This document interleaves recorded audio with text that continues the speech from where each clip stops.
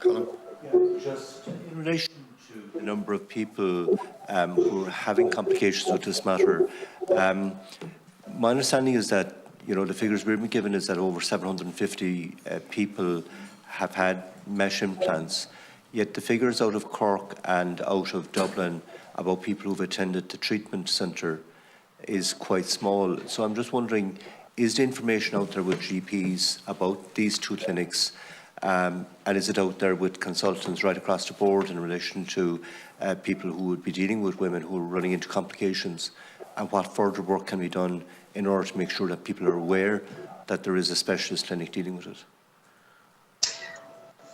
I suppose locally, certainly our colleagues in general practice are aware of it, as are our colleagues in urology, and we've worked very hard to set up what we believe to be very good and holistic services with an aim to be as holistic as possible in the approach to treating women, because it's a very complex situation. It's just not one fix answers all problems. So we've got two consultant urologists who work as part of our MDT. We have 3 subspecialty consultant urogynecologists and a 4th to be appointed. We have extra physiotherapists and nurse specialists who've been appointed as a result of the investment from NWHIP into our services in terms of dealing with these patients and trying to address the problem. I suppose it's not a new problem, and as a urogynecologist, we've been over 20 years using mesh to treat problems for patients and dealing with complications as they arise. I suppose any surgeon knows that there is no intervention that is risk-free or completely safe. That goes across the board, no matter how minor the intervention is.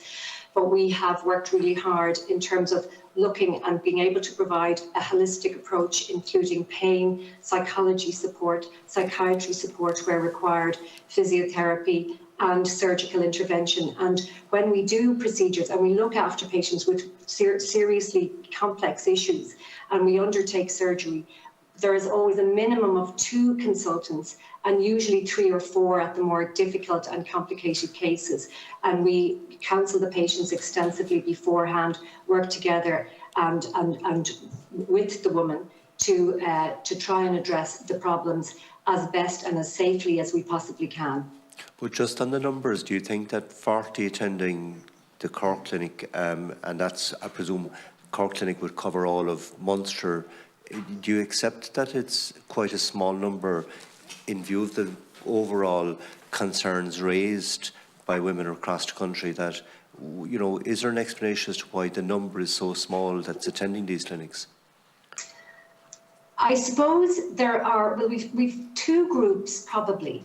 We have groups of, we've patients who have an absolutely clarified mesh complication. For example, the mesh has eroded into the vagina, or it may have gone into the bladder or the bladder neck. That's a small cohort of patients with absolutely clear problems. We also have a huge cohort of patients who have other issues, for example, related to maybe recurrent urinary tract infections, who also happen to have had a tape or a mesh in the past, but those issues may be directly related to their tape or may not be directly related to their tape. So those patients have always been attending our services, and it's only since we've set up these services that we have a separate coding for patients with, you know, very clear mesh, very directly, clearly mesh-related complications. But I suppose they're not hugely surprising because we haven't done any operations in the last 4 years. So we're not dealing with women, we're dealing with women who've had surgery prior to the implementation of the pause. And I suppose, you know, while we know that many procedures were done in the past, a lot of them were very successful and were not associated with complications. Okay.